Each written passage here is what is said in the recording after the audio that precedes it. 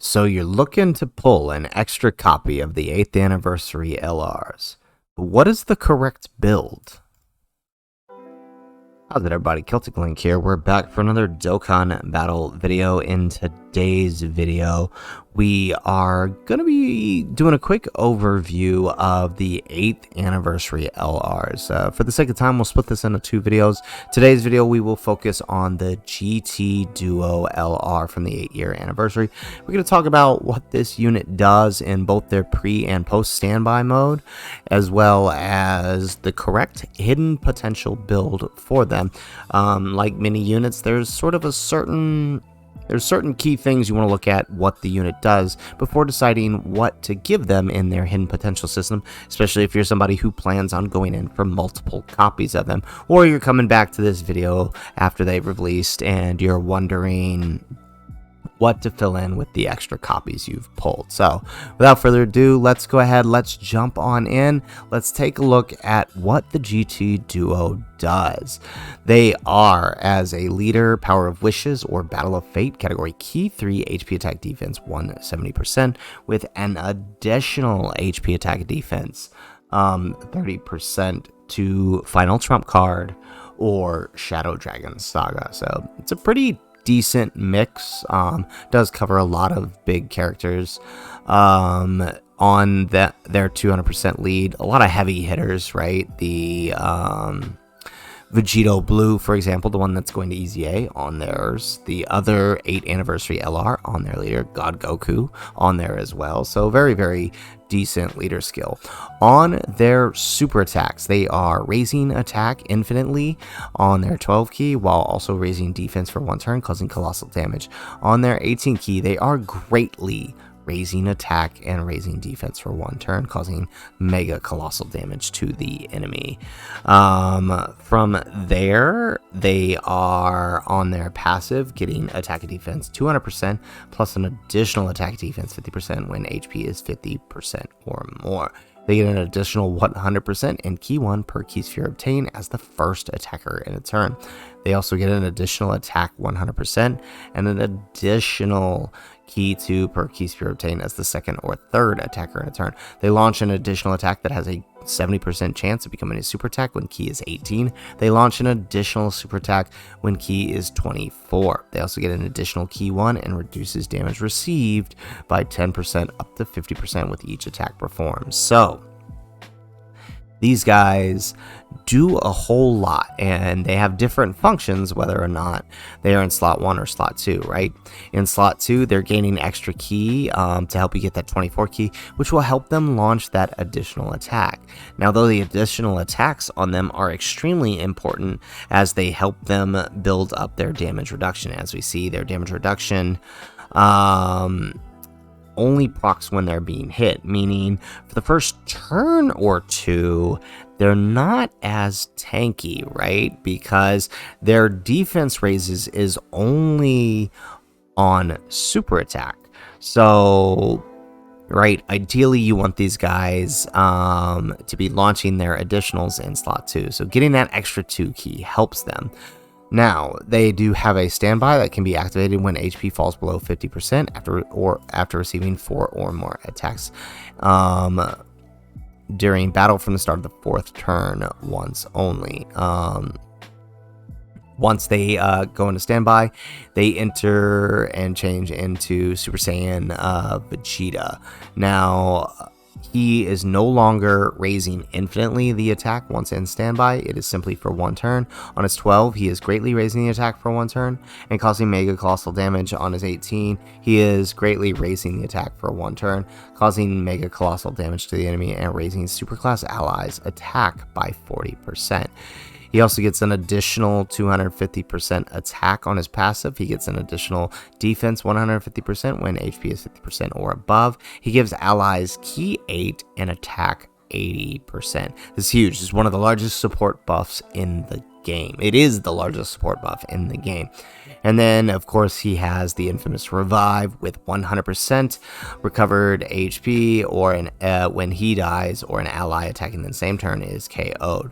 They get an additional attack 39% when performing the finishing attack, meaning that if the finishing attack is the standby counter attack, basically, you KO and you launch the Universal Spirit Bomb. It is a counter with extreme power against an opponent who KOs the character or ally in the same turn. So huge buff coming from his standby mode, and nothing that would really necessitate a certain hidden potential build, to be completely honest. I think this is one of the few characters where I don't believe there's an appropriate build, and that's simply because how they are as a STR unit, right? If you guys remember from our beginner's guide videos, certain classes of units have different advantages and disadvantages in the hidden potential system. These guys being an STR unit, they start with a at 55% guaranteed 5 additional crits. So at fully maxed out at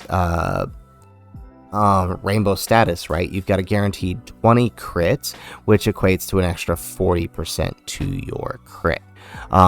If you were to give them a full crit build, right?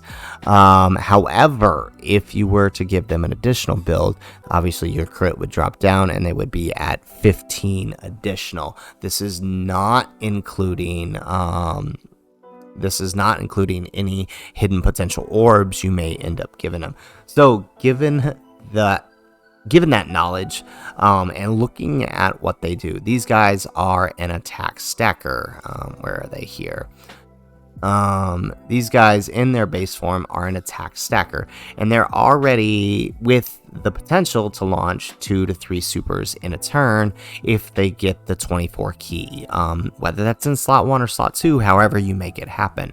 So knowing that, I'm almost leaning on the side of crit for them because they are an attack stacker. You want to take advantage of their attack, and they're not just a regular attack stacker. They're greatly raising their attack, so they are doubly raising their attack every turn. And now if they launch an additional super along with that, with the possibility of 3 additional supers, you're talking about a triple attack raise every turn.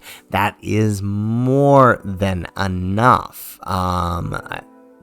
That is more than enough for them to build their attack quick enough to deal massive damage with that ultimate Spirit Bomb. So in my opinion, I do think crit is the appropriate build for these guys, with almost the same way you would build LR Cooler, right? Mostly crit, but with a mix of additionals, right? I would probably fill in his skill orbs if you pick up any extra copies. If you get to the 79%, obviously give him that gold, and fill in the additionals with, or fill in the skill orbs with crit, because that'll bump him up, right? You can bump him up to about, 15 to 17 additional on your skill orbs with your 20 to 25 crit. And this way, he's kind of getting the best of both worlds, and which I really think they want. Once they get that damage reduction after the first turn or so, they'll be more than happy tanking in slot 1. That 50% damage reduction is actually really, really good. Might have some trouble with certain supers on certain bosses, but for the most part, they're gonna be okay, especially if you're on a supported rotation. Once they transform, that's obviously where you really want the crit. Once you go into standby mode, with launching this extra attack here, you really want that crit. I'll tell you, at 55%, I've had a few times where it doesn't crit, and not to say that it's not doing big damage, but you do want that bigger damage, you know what I'm saying? So I definitely think crit is the best build for these guys, to take advantage of the big numbers they're going to be doing, right? A unit that's greatly stacking attack is going to be getting more than enough attack per turn, especially since they have built-in additionals, so you may as well supplement that with the crits. It's also important to note, right, some of their better partners that you're going to be running with them are probably going to be built for additionals anyways, right? Like the Z Duo, you're more than likely building with additionals, supplemented with crit. If you're running these guys, they've got crit in them actually. It doesn't show them all, right? A lot of people run the LR Super Saiyan 4s with these guys. Great combo. I love running them together on my JP account. Those guys are probably more than likely built for additionals, right? So it makes sense that you would want these guys to be more of a heavy hitter crit. And once that attack gets going, it does get going, and it ends up being really nice, especially post standby mode. They end up looking really good on that revive, and they end up making other characters look really good. I mean, that's has nothing to do with their hidden potential build, but definitely a plus to this standby mode. So anyways, guys, that's just my quick overview of the LRGT Duo from the 8-year anniversary and my opinions on the hidden potential build. If you end up picking up an extra copy or two, who knows how lucky you're gonna get. I do believe that they are built for crits, given everything that they're doing, and they're guaranteed additional. So like I said, that is the video, guys. If you like the video, make sure you hit that like button and subscribe to the channel if you have not already. And in the comments down below, let me know what do you think is the appropriate build for this, guys? Like I said, I think going a full crit with supplemented with additionals is appropriate, but I would love to hear your guys' thought, right? What are you guys thinking for the build for the LRGT Duo? Let me know in the comments down below. Otherwise, guys, as always, thanks for watching, and aloha.